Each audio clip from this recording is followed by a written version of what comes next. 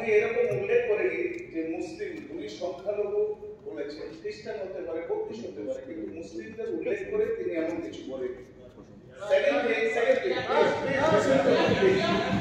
আমি বলছি দ্বিতীয়ত যে ঘটনাকে নিয়েই পোস্টটা হয়েছিল সেটা হলো আমাদের জিরানিয়াতে হয়েছে।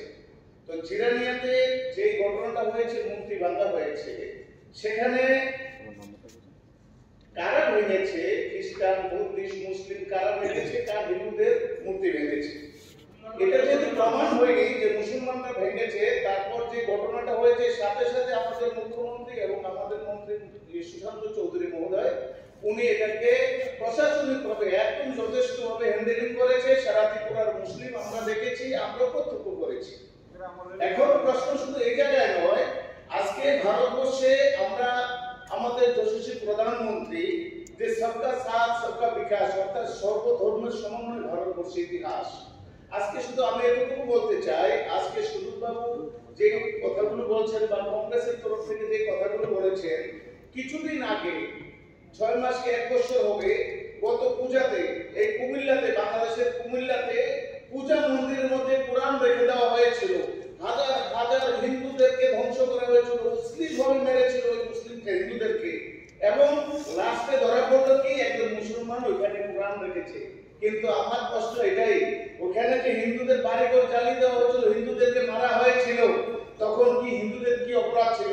আপনারা কি কোনো মিছিল কি করে যে সংগঠিত করেছেন তাহলে আপনারা প্রতিবাদ চাই করেননি?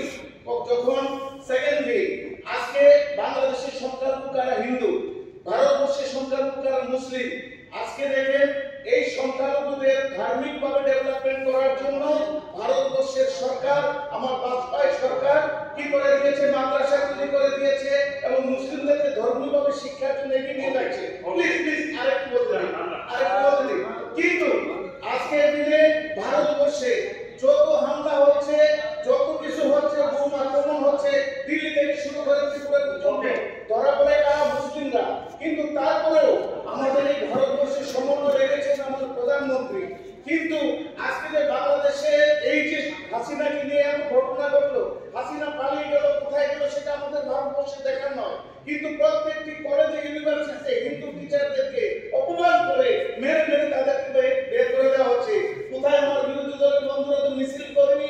যদি চীনের মধ্যে কোনো ঘটনা হয়, রাশিয়ার মধ্যে কোনো ঘটনা হয়, তাহলে ব্যাগ নিয়ে বেরিয়ে যায়, তাহলে আন্দোলন করে, এই করে সে করে।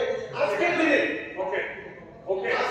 ত্রিপুরা রাজ্যে যে ঘটনা হয়েছে, আমি কিছুদিন আগে দেখলাম কেরালাতে ঘটনা হয়েছে,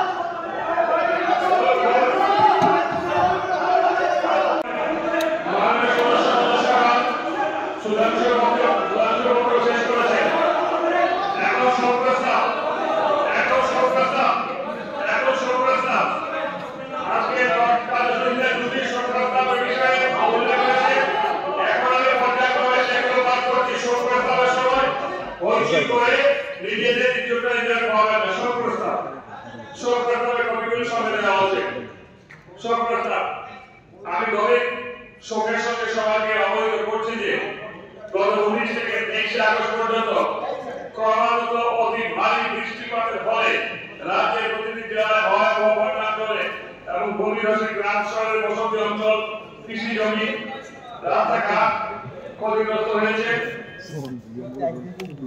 বন্যা বিদ্যুৎ পরিকাঠামো সহ সরকারের বিভিন্ন প্রতিষ্ঠানের ব্যাপক ক্ষয়ক্ষতি হয়েছে।